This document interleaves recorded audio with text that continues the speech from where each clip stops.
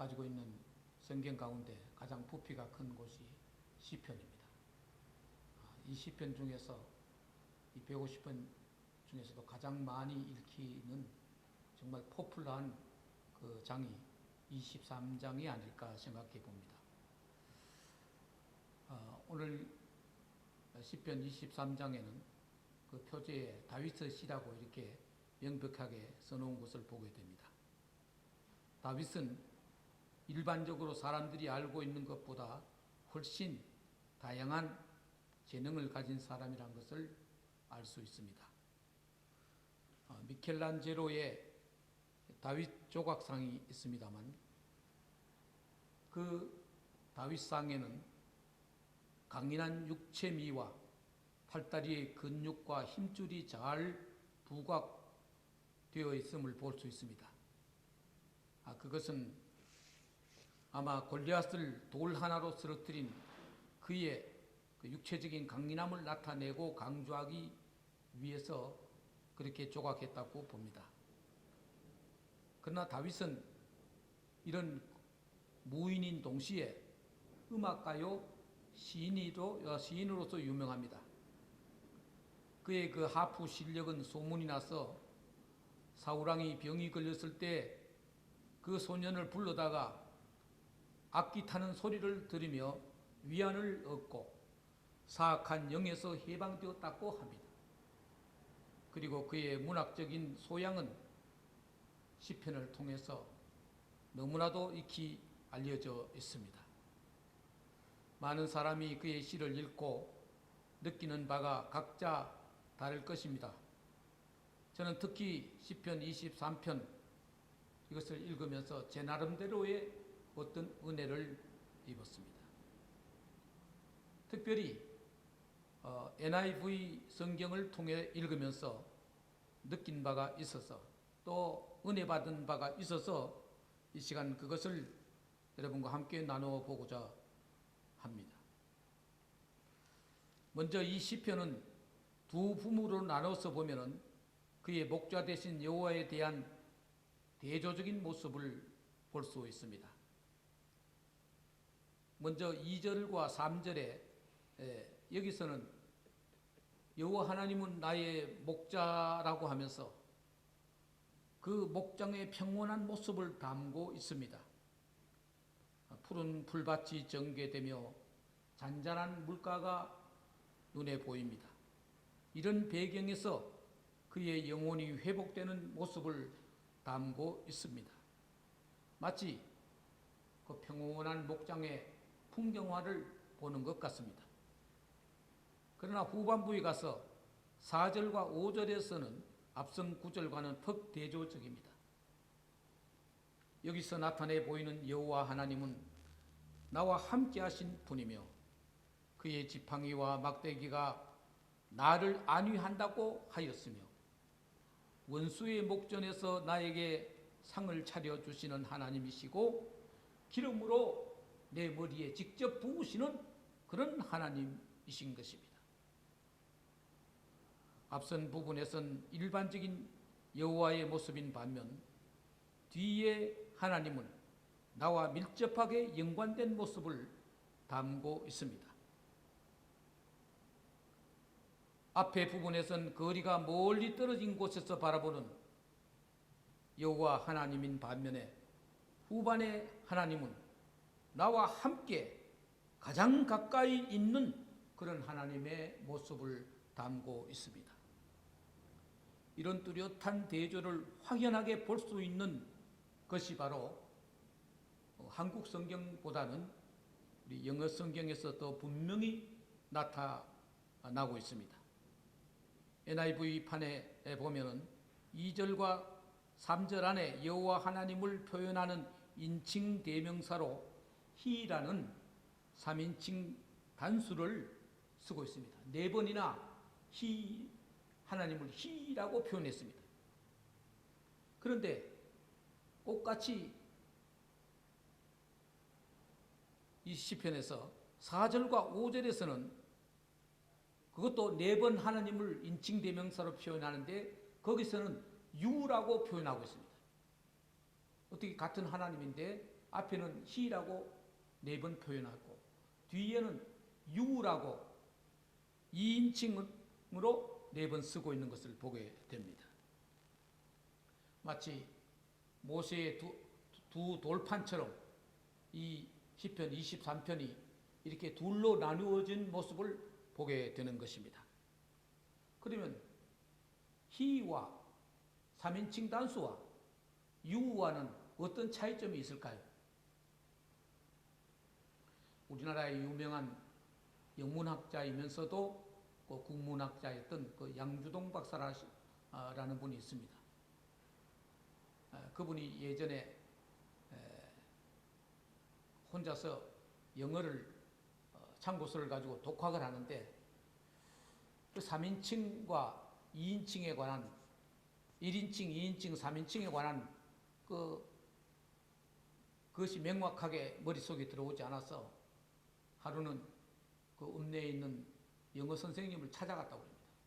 그래서 이거 1인칭은 뭐고 2인칭은 뭐고 3인칭은 뭐며 어떤 차이가 납니까? 이렇게 물었더니 그 영어 선생이 대답하기를 1인칭은 바로 나, 세상에 하나밖에 없는 나를 얘기하는 것이고 2인칭은 나와 대면하고 있는 너, 단 둘만을 얘기하는 것이고 3인칭은 이 세상에 있는 모든 사람, 심지어는 물건이나 사물까지 모든 것이 3인칭이다. 그러면서 하는 말이 3인칭은 세상의 모든 것 우수마발이 다 3인칭이 될 수 있느니라 라고 했다는 것입니다. 여기서 우수마발이라는 말은 한자로서 쇠오줌과 소똥이라는 말로서 소오줌과 말똥이라는 말로서 이 세상에 있는 모든 하찮은 것 다 포함한다. 이것이 바로 3인칭이 될 수 있다는 것입니다. 그러니 같은 하나님이지만 3인칭 하나님과 2인칭 하나님의 그 거리는 굉장히 커 보인다는 것입니다. 우리말은 특별히 어른들을 표현할 때 인칭 대명사를 생략하는 경우가 많습니다. 우리 한글 성경에도 he나 you를 영어 성경처럼 이렇게 분명하게 쓰지 않고 그냥 주께서 이런 말로 써놓은 것을 보게 되는 것입니다.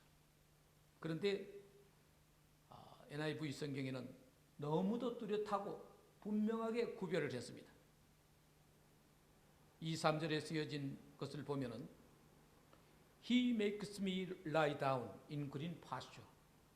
그가 나를 푸른 초장에 누이시며 He leads me beside quiet water.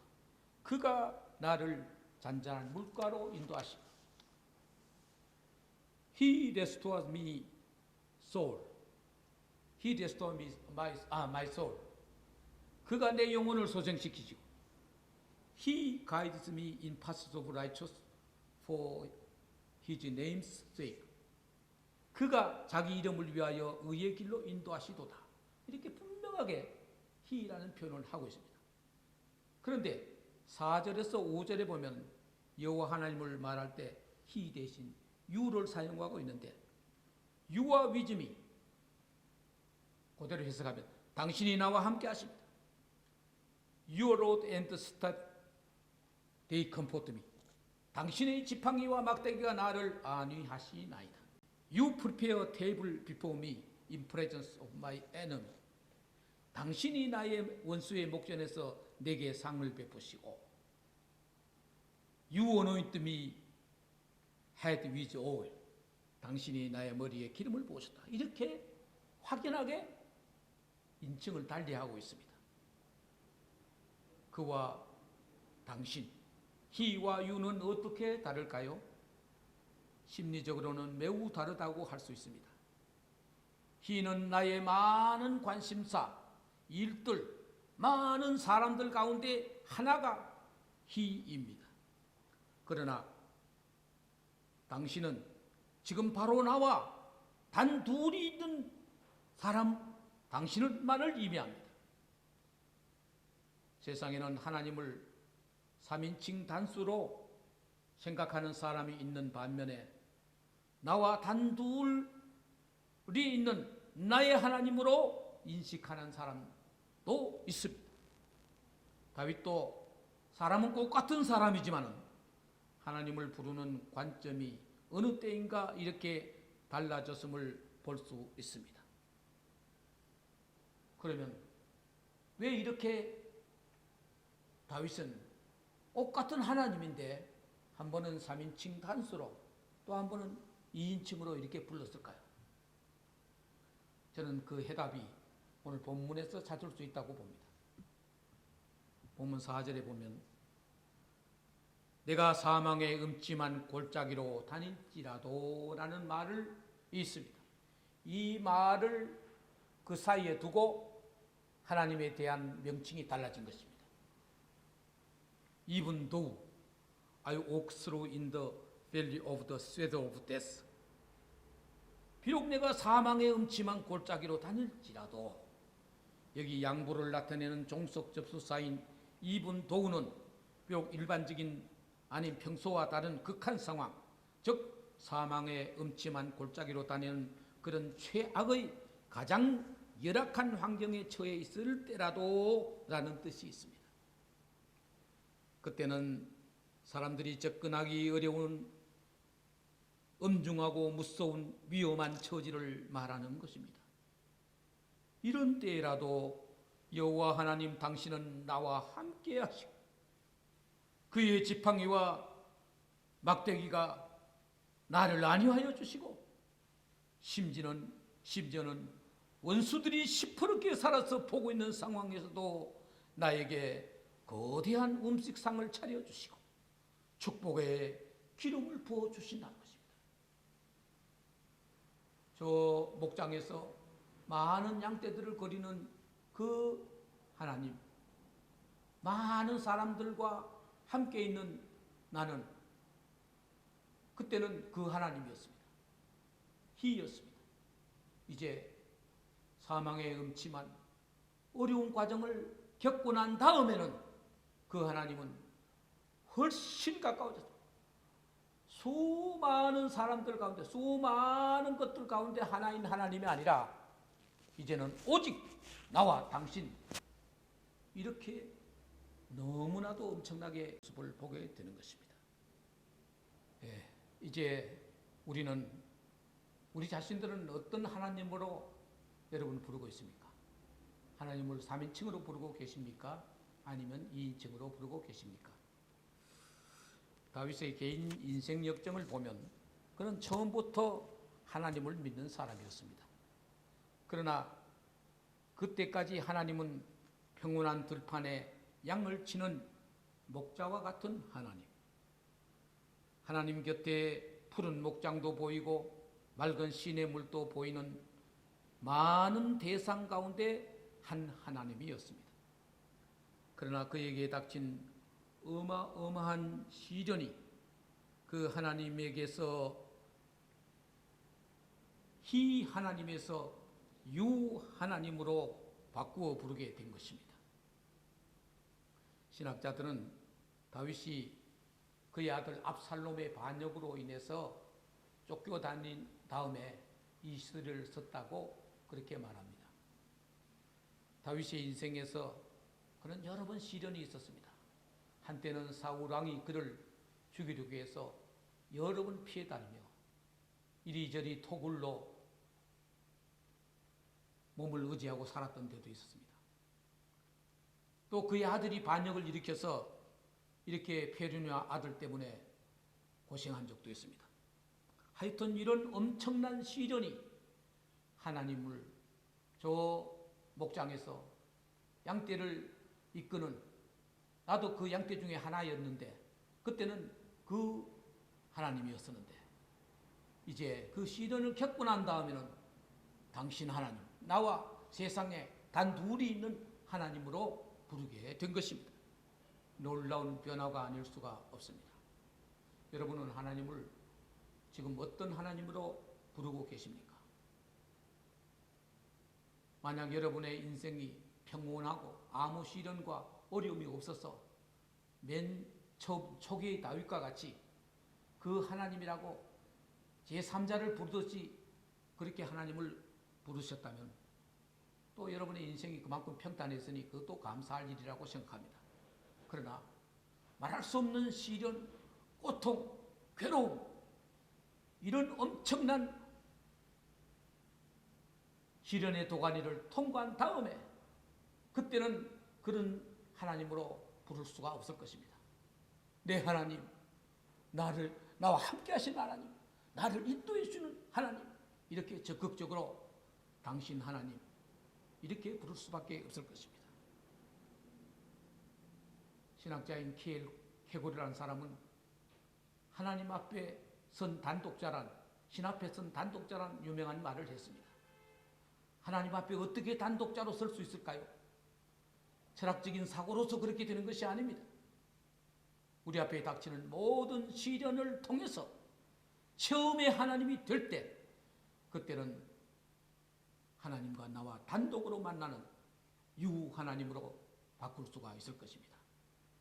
옛날 어려운 시련 가운데 다윗을 인도해 주셨던 그 하나님, 당신 하나님, 오늘 어려운 시련과 어려움 속에서 부르짖는 여러분의 하나님이 돼서 하나님을 제3의 3자의 하나님이 아닌 나의 하나님, 나와 함께하는 하나님, 나와 마주쳐 있는 하나님, 내 안에 계신 하나님으로 맞을 수 있는 그런 계기가 됐으면 좋겠습니다.